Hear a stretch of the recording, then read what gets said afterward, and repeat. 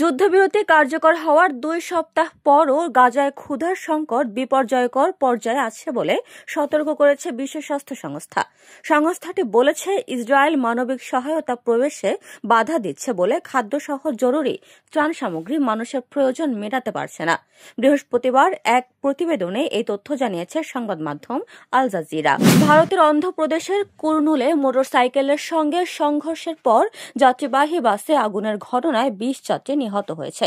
শুক্রবার ভোরে হায়দ্রাবাদ বেঙ্গালুরু মহাসড়কে এ দুর্ঘটনা ঘটে। বার্তা সংস্থা এনডিটিভির এক প্রতিবেদনে এই তথ্য জানানো হয়েছে।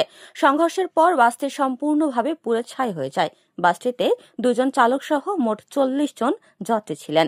দুর্ঘটনায় মোটরসাইকেল আরোহীও প্রাণ হারান। পুলিশ জানায়, কাবেরী ট্রাভেলসের একটি প্রাইভেট ভলভো বাস মোটরসাইকেলটিকে ধাক্কা দিলে মুহূর্তের মধ্যেই আগুন ধরে যায়। রাশিয়ার তেল কেনা বন্ধ করল চীনের রাষ্ট্রায়ত্ত কোম্পানিগুলো।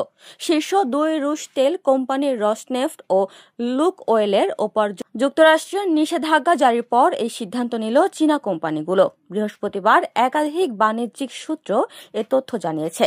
ইউক্রেনের শান্তি চুক্তির জন্য মস্কোতে চাপ দিতেই রাশিয়ার ওই দুটি কোম্পানির উপর নিষেধাজ্ঞা দেওয়া হয়েছিল বলে বুধবার জানিয়েছিলেন মার্কিন অর্থমন্ত্রী স্কট বেসেন্ট।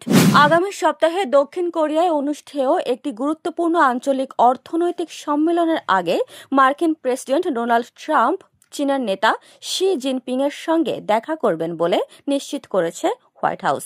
বৃহস্পতিবার এক প্রেস ব্রিফিংয়ে হোয়াইট হাউসের প্রেস সেক্রেটারি ক্যারোলিন লিভিট বলেন, 30 অক্টোবর সকালে দক্ষিণ কোরিয়ায় ট্রাম্পের শির সঙ্গে একটি দ্বিপাক্ষিক বৈঠকে অংশগ্রহণ করার কথা রয়েছে। তারপর তিনি ওয়াশিংটনে ফিরে আসবেন। যুক্তরাষ্ট্রের বৈদ্যুতিক গাড়ি নির্মাতা প্রতিষ্ঠান টেসলার প্রধান নির্বাহী ইলন মাস্ক ঘোষণা দিয়েছেন, তিনি এমন এক রোবট সেনাবাহিনী গড়ে তুলতে চান যা ভবিষ্যতে মানব জীবনের চেহারা বদলে দেবে। মার্কিন প্রযুক্তি সাময়িকী ওয়ার্ড এর এক প্রতিবেদনে জানানো হয়েছে, টেসলার সাম্প্রতিক আর্নিংস কলে এই পরিকল্পনার কথা জানিয়েছেন মাস্ক।